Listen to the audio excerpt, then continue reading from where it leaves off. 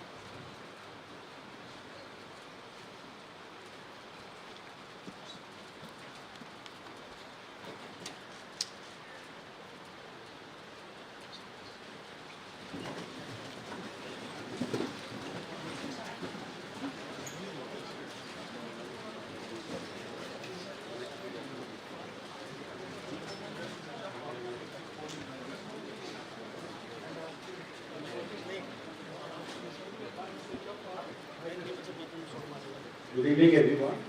May I first request everybody to please switch off their phone or kindly keep in vibration mode.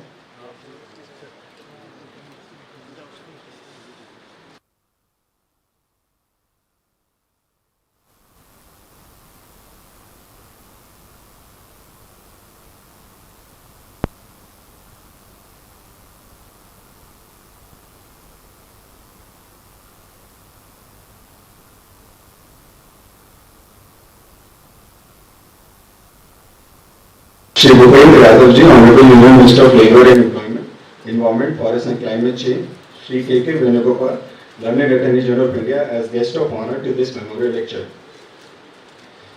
We, the Office Junior of Dr. M. N. Krishnamani, proudly present today's event with utmost gratitude and humility. It's an honor for us to conduct the first lecture series in the memory of our beloved senior Dr. M. N. Krishnamani. Let us begin this memorial lecture in reflection to his great work and contribution. Before we commence our official program, we would like to play the special video we have received from his immediate family members and the last video which Krishnamani sir had left back for her. Can I ask to play the video?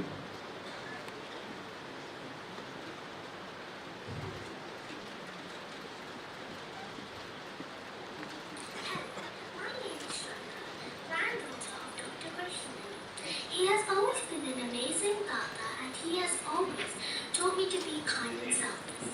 Sadly, I was only able to spend 5 years with him, but in that 5 years, the time I spent with him put a great impact on my thoughts and feelings. I deeply miss my amazing Krishnamani Tata. Thank you for listening. Bye. He was Padma Shri Dr. M. N. Krishnamani to the society. But to me, he was Dad. Dad was my friend. He was my first spiritual guru. There are many like this that I learned from Dad. There are two that I'd like to share with you all today. When I was small, Dad used to sing lullabies for me and also chant shlokas, teach me them. One such shloka that remains close to my heart is Nakatana. Prajaya, Anina, Tavena, Eke, Amadama, It means we can work not through gene or wealth, but through sacrifice alone can one attain immortality. Now, Dad had given us a goal to aim for that was beyond the material, because material gains cannot lead to a fulfilling life or to contentment. Now I think as a parent, as a father, one cannot impart a more valuable lesson than this. The second lesson is to remain open to change. Some of the best memories I have with Dad are that of endless spiritual debates and moral debates. I don't know how many of you know this, but when my dad for the first time that I'd like to teach yoga professionally and discontinue my legal practice, he expressed disappointment. But later, when he understood my lessons, he supported me wholeheartedly. Now that I'm a parent to a human child, I can be hope to remain as open-minded as he was and to keep evolving to the last breath. On that note, I'd like to thank you all for coming for this workshop. Thanks to all his juniors for organizing this workshop. Special thanks to Pani sir for allowing us this opportunity to share with you the wisdom that we learn from Dad. Thank you so much. Have a great day and stay blessed. Hello everyone, I'm Pavitra Krishnamani, daughter of Padma Shri Dr. M. Krishnamani. My humble greetings to all of you. Since my childhood, Appa has always been a true inspiration. What I have learned from him is how to lead one's life. If I had to share my thoughts about his teachings as a father and as a guru, would be on three aspects towards life: education, knowledge, and wisdom. Appa used to say, education is the only medium which can bring the rich and the poor on the same platform. Not just being educated academically is enough, but also one must improve their overall knowledge towards life. He emphasized that education without knowledge will go in vain, and knowledge without spiritual wisdom is pointless. Likewise, one can't have spiritual wisdom without knowledge either. I would like to quote a famous song by Meera, Payo Jimene Ram Ratan Payo. There are few lines. It says, Kharchna Hote Chorna Lute, Din Hi Din Badat Samay. For me, my father's teachings are very similar to these lines. The more I practice, it gives me more clarity and inner peace. In every step of my life, I always think about him. How he would have handled a situation, either professionally or even in my day-to-day life. If I could do even a fraction of what Appa has done, I can proudly say I'm his daughter. He has and always been my hero. Before I end, I would like to say thank you to all of you for conducting this event. Especially to Pani sir for asking us to share our thoughts. Thank you. Pranam.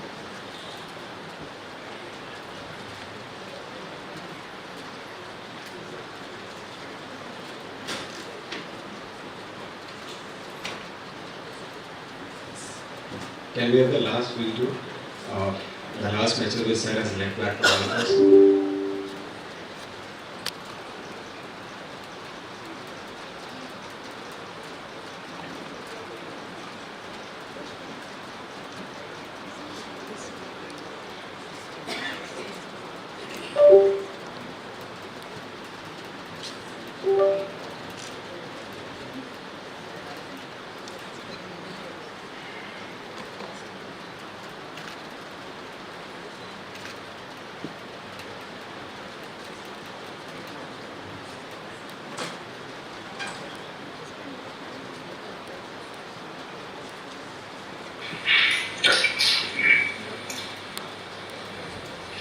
See, I am not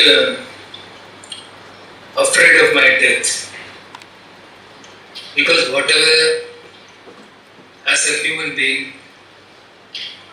I could do,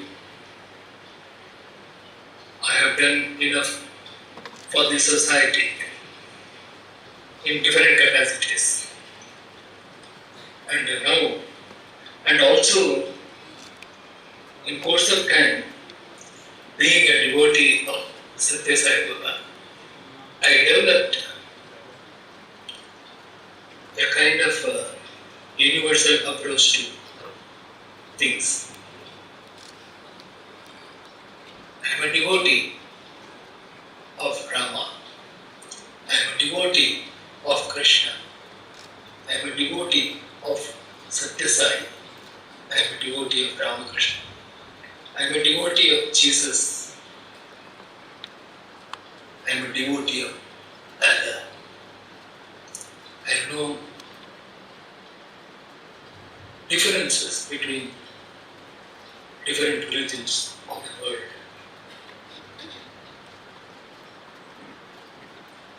Even I have composed songs, bhajans,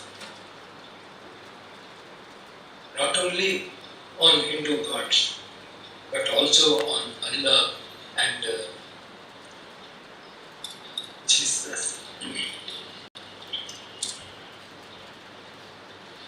When I die, I am going to die very pleasantly,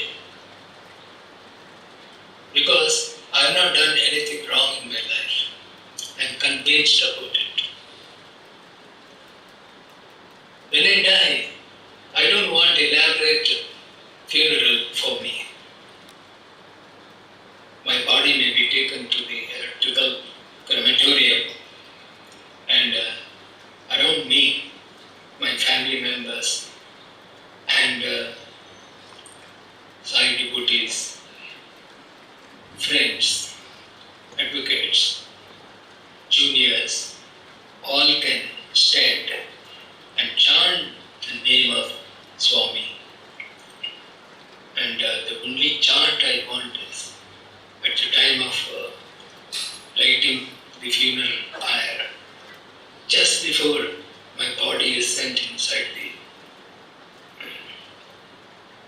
electrical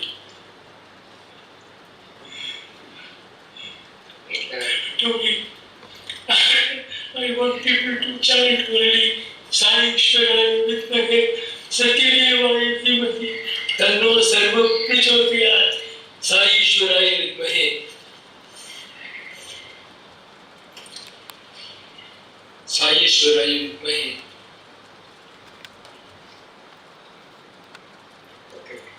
Satyadevaya Dhimahi Tanno Sarva Prachodayat.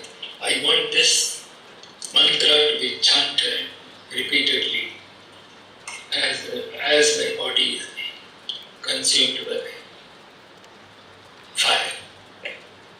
Thank you all.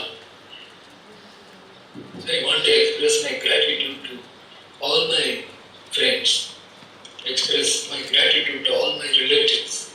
I want to express my gratitude to my juniors and all other advocates with whom I have worked and appeared as senior counsel in the Supreme Court and other courts in the country. Sai Ram, Om Sai Ram.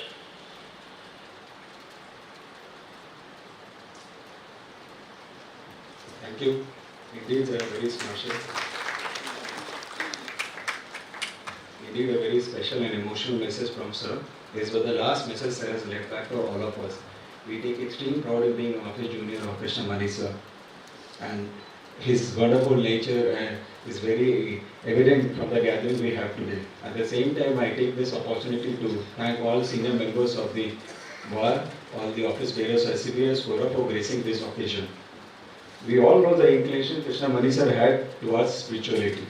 As a mark of respect to him, may I now invite Professor A.S. Ravamudan from Lal Bahadur Sanskrit University to recite the Vedic chanting in his memory.